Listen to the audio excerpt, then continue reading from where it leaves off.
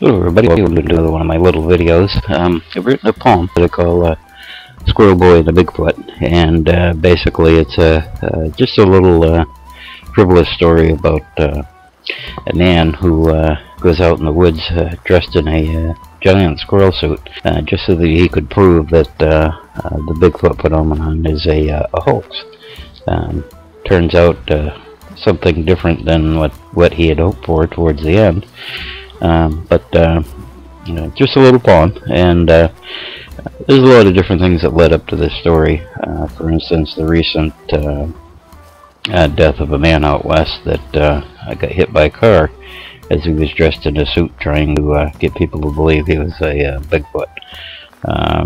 Not a good idea to do even in the best of times. And his this story goes, the man who started out as a teenager, kind of a smart-ass teenager at that, who had just a plan to prove that all of these things were just a hoax, ploy, or some sort of fiction. But it's a short poem. It's just a couple of pages long that tells the story. But here's the poem, Squirrel Boy and the Bigfoot. A creature roams from coast to coast, but of its capture not a one can boast. From the north and west to the south and east, we hear strange tales of this forest beast. And in the middle was a growing boy who claimed he could prove this tale was a ploy. So, to that end, he hatched a clever scheme, and those that knew of it said was really quite mean. He learned to trap and he hunt and kill, but this newfound hobby was not the thrill. You see, he needed a suit made all of squirrel, in which he would take the world for a whirl. You see, he wanted to prove folks were just plain foolish, and that all these creatures were merely just a wish. So after a time, he had enough squirrels for his play, and dressed in his suit, his friends dubbed him Squirrel Boy. He rambled through forest and field and stream, drawing attention from all it did seem. Sightings reports came in so fast and furious, and soon the woods were filled with the curious. Reporters and hunters did search for this new beast, and caused a sensation, a veritable media feast. Going this tale of this cryptid creature, of which they'd capture soon, they were quite sure. But the days grew long, turning to months and years, and the tales grew too, built upon the fears of the huddled masses. But most grew weary, claiming it's a hoax, of which you can see clearly.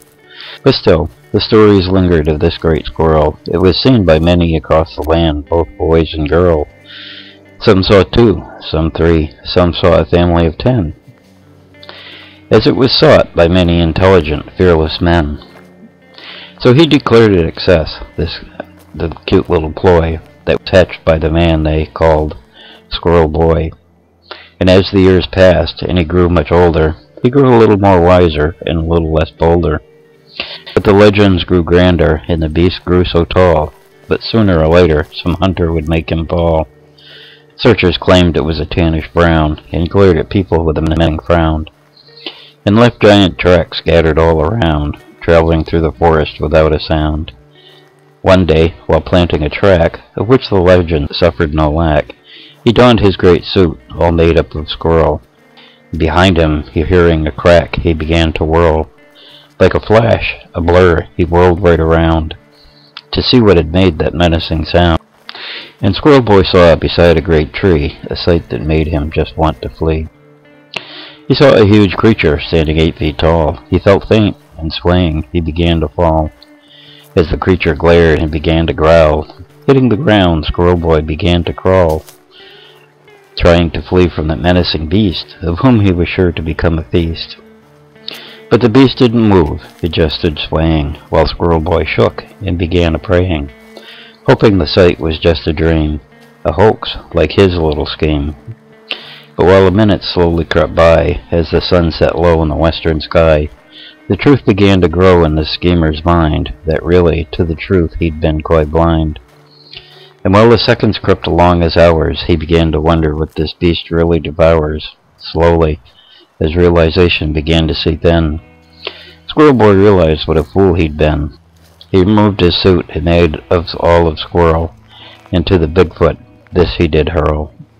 They looked, They stared at each other without a sound, and he believed they stood on some sort of hallowed ground.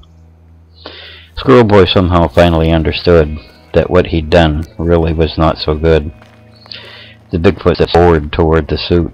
Any conversation, explanations, would be moot. And Bigfoot grabbed the suit in his giant furry hand. As Squirrel Boy realized, he was indeed king of the land. Yes, Bigfoot was king of his land.